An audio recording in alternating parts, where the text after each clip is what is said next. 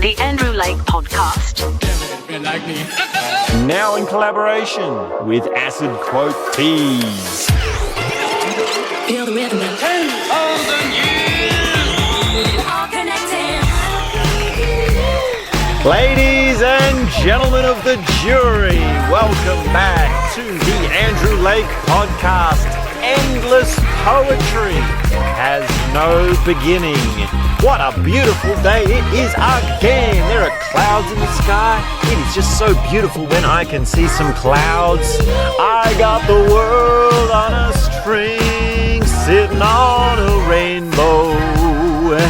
I hope you are smiling, having a good time, enjoying this journey as it rolls on. Endless poetry has no beginning. This is our acid quote of the day. I also realized that I might have been saying the website name wrong, which is I've been saying etsy.com/acid quote tees, but the thing with Etsy is sometimes they put your profile name before the website, so it might be acidquotetees.etsy.com. But either way, you should be able to search Etsy Acid Quote Tees and you'll find this quote, you'll find the merchandise.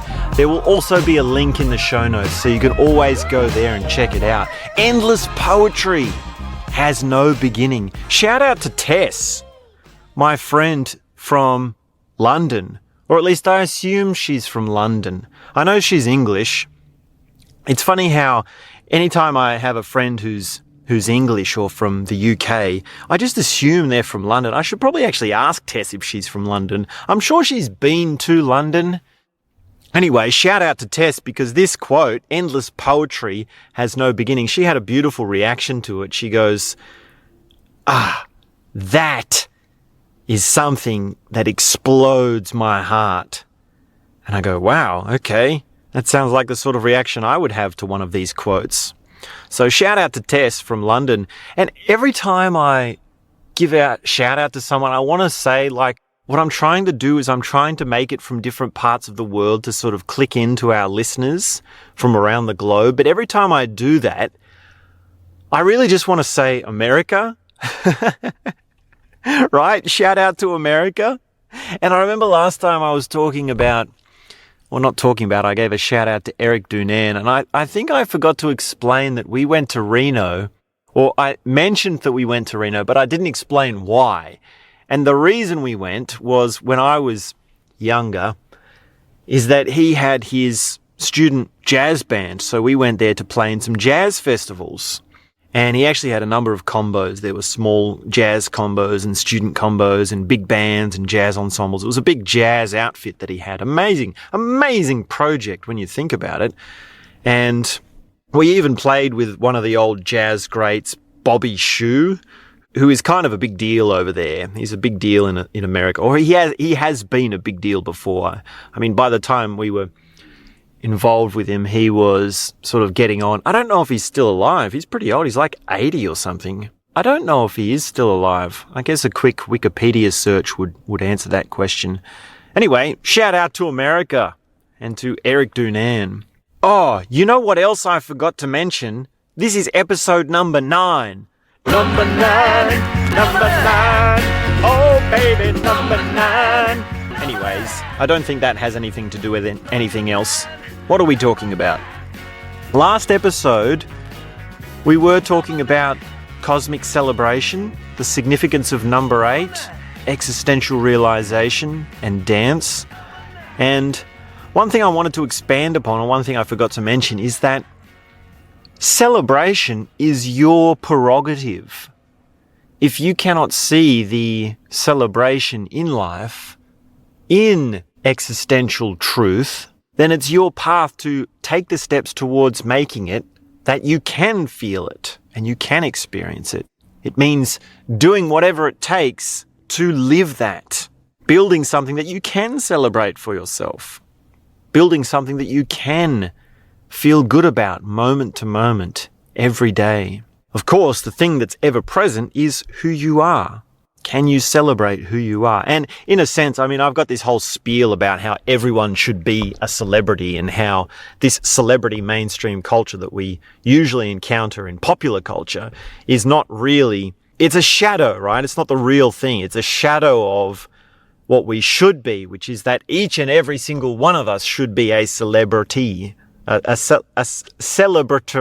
celebratory life, because we are here to celebrate each other's lives. So, yeah, there's probably quite a lot I have to say about celebrity culture, but I don't want to get too far into it now because I want to concentrate on this quote of the day.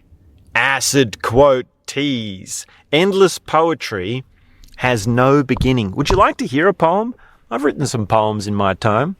I think maybe I will share one in a moment.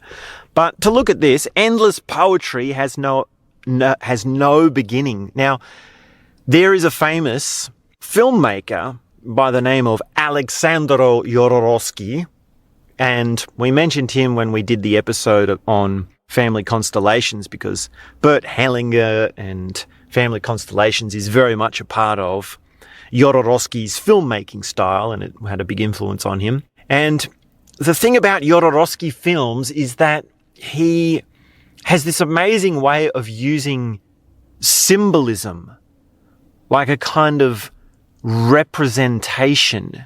Like there's a scene happening and you see it as a drama, as like an interaction between a person and a situation and an environment. But concordantly, there's an insight. There's a significance metaphorically. It's like the scene is a metaphor for a bigger truth of life.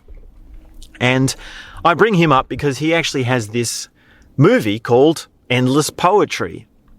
And one of the scenes, I remember this scene, this is an amazing scene. One of the scenes in this movie, there's this clown. And he performs in the circus. And that's his job, that's his life. He lives in the circus and he goes out on stage every night to perform in the circus. And this clown, this actor, he's quite bitter with his role. He's quite, how do we say, he doesn't like his job, to put it plainly. And this is actually sort of a classic clown trope, which is that you make people laugh and yet you feel sad, right? That's a kind of dichotomy that many clowns find themselves in. So anyway, the scene is that this guy goes out and he's doing his performance. He's being a clown and the crowd is clapping and cheering and they love him and they think it's great. They clap and cheer and they go, wow, great show. And halfway through his act, he snaps and he goes, I'm not doing this anymore. I quit. And as soon as he says this, the whole crowd claps and cheers. And they go, oh, great show. And he goes, hang on, why are they clapping and cheering? Of course, he's thinking this is not working. So he says to them, no, this is not a performance. I'm actually quitting. I am not a clown. And he takes off his wig, he takes off his jacket, like he takes off, his clown shoes. He starts rubbing his makeup off and he says, this is not part of the performance. I am not a clown. I am not doing this anymore. And when he does that, the crowd claps and cheers and they say, wow, wonderful performance. And they laugh and they enjoy and they think it's all part of the act. And then, of course, he goes and he's thinking like, okay, these people are really not getting it. I really can't step out of this role. I'm going to show them, but just by walking off stage, right, and never coming back. So he says, this has been my last performance. I will never be a clown again. I am not a clown. I am a poet. All I want to do is write poetry. And I'm leaving. And he gets up and he walks out of the circus and he leaves the stage. And all the while, the crowd is clapping and cheering and laughing and going, wow, what an amazing performance. What a great clown you are. So that's a really sort of powerful scene about how the roles that you take on become you. And people really do see you in the role that you do. And it's really nothing so easy, so simple to come out of that, right? That guy's going to be on a real journey. And another scene about that same character, I think it was the same character, right? The protagonist in that movie, Endless Poetry, is that there's this scene with his father where he goes to his dad and says, I want to be a poet. I love poetry. I'm going to write poems that's my thing. That's my life. And his father grabs him and beats him. And he says, you're not going to do that. And he's actually very rude about it, right? He actually calls him a homosexual, right? He brings his sexuality into it. And he says, why do you want to be a poet? Are you a faggot? Right? And he actually beats him and he hits him and he says, you're not going to be a poet. You're going to find a real job. You're going to be a man. You're not going to be a failure. Otherwise, I'm going to disown you and you're not going to be my son. And it's actually a really intense scene, right? Really hurtful stuff. And of course, we all, to some degree, experience this with our parents. We all have parents who are wanting something for us and we don't live up to it in some way. And we have our own ideas in some way. And of course, some of us more severe than others. In the case of Jodorowsky, it was quite violent. And in some cases, parents are supportive. Some parents do say, well, you should follow your dreams. I want to help you with that, and I do want to let you do that. To an extent, right? It's always ever only up to a point, right? So, yeah, and we do also find varying degrees of success, right? And that's the difference. If we're successful, then it's like, okay, it's okay for you to do that. Now, I'm reminded of this thing of PewDiePie, who's got to be, the king of YouTube, the king of making jokes on the internet. His parents famously cut him out and said, no, you're not going to do YouTube, right? Otherwise we won't support you. Because at some point, right, PewDiePie said to them, look, I don't want to go to university. I don't want to be an engineer. I actually want to make videos. And they would have had this same sort of version of this conversation as Jodorowsky going to his father and saying he wants to be a poet. Now, probably not to the same extent of violence, right? I hope PewDiePie's parents are a lot more understanding than Jodorowsky's parents. But it's the same thing, right? It's like, I don't want to do this. I want to do my little thing. And of course, the thing with PewDiePie is he then went on to make hundreds of millions of dollars. And it's like, well, wow, now you're world famous. And like, oh, now it actually is something, right? So we need parents that are understanding no matter the success, no matter what it is that happens in the world. We need people to support one another because we can't. Well, I mean, we all should be rich. In an ideal world, we all should have the resources that we need, but it's going to be a way to get there. So, yeah, and the thing about poetry is it's a process, and I mean, with making videos and being a comedian or an actor or an artist of any sort, it's a process that's important because of the state it puts you in, right? Endless poetry is a matter of coming into a state that changes your structure. When you start out, you write a poem when you're feeling in something special, something in love, something inspired, something elevated, something transcendent. And then as that evolves, if it's cultivated, if it's something that you do on a regular basis, that becomes a part of who you are. Right? If you write poetry every day, that's a way of evolving yourself. And it does become a kind of journal writing, right? Journal writing is a kind of poetry. If you do it from your soul, if you do it with sincerity, if you do it with a real inspiration of true beauty, you're really honest to yourself about what is beautiful. So, endless poetry has no beginning. I remember when this came to me because I knew this phrase, endless poetry, and I thought, well, what is endless poetry? And it's like, well, everything is poetry. Everything is infinite. And it's like, well, where did infinity begin? Does infinity have a beginning? Well, no, because it's infinite. Infinity is infinite in all directions. So that's how I came up with this phrase, endless poetry has no beginning. I think probably now I can share a poem with you, if you'd like to hear it, if you're in the mood for that. It's only short.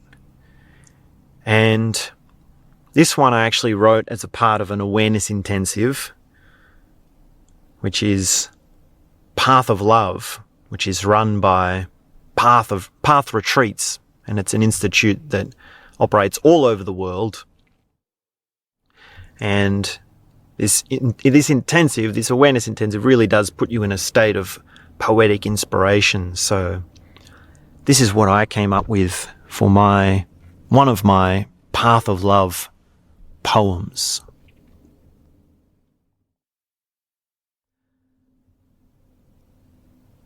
This love is what brought us here today, along the path, along the trail, into the wilderness, into the wild. This love destroys the fake, the broken, the dark. It reveals the true, the open, the light. This love will burn this entire fucking house to the ground. This love is where everything that's been before ends.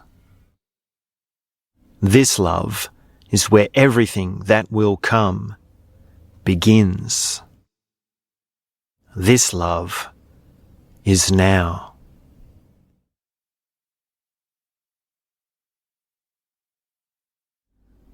So it is quite a process to be involved when you're working with love.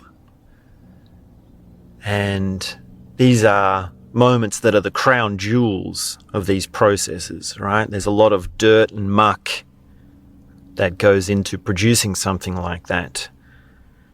And you really have to work at many parts of your life. You're working with emotion, you're working with maybe family issues, you're working with relationships, you're working with sexuality, you're working with childhood issues, the inner child work. So it goes right back, and it's a multi-dimensional process, right? It involves energy, it involves the body, it involves interacting and perceiving with other people, interacting with other people and perceiving other people. So, yeah, I would highly recommend The Path of Love. And if you can, feel your own poetry. Feel that it has no beginning, because poetry is endless. Poetry is infinite. This is poetry right here. This is what we're doing right now. Poetry. Hope you're having a beautiful day. Hey, I wanted to ask, what do you think about this new format of the podcast? Do you like the 20-minute length? I know the sound quality is not so good just yet. I'm going to get my proper microphone soon. I mean, the thing about sound quality is most people wouldn't notice, but this is actually not my main microphone. I have to get a proper setup to get my proper microphone. So there will be an improvement. But do you like the music? Do you like the tone? Do you like the things that we're talking about? Please do leave a comment. I'd love to hear from you. There's no more 4 hours. I mean, I used to do episodes that were like 4 hours long or something, and we'd go into these big things like, I know the episode on A Field Guide to Getting Lost by Rebecca Solnit was 4 hours. I did a 4-hour episode on the 10 Commandments. So, no more of that. But I think that's all right. I mean, we're here to have a good time, right? Spread the good vibes. Feel the love. Feel the beauty. See the wonderfulness of this day. And it is just a beautiful day. So, hoping you're feeling good. Hoping you're feeling fine. Stay safe. Stay cute. Enjoy your times. Cook some tasty eggs on toast. Enjoy pumpkin soup. Enjoy a cup of tea and some other things. We'll be back very soon. Leave me a comment if you can. Have a beautiful day. See ya!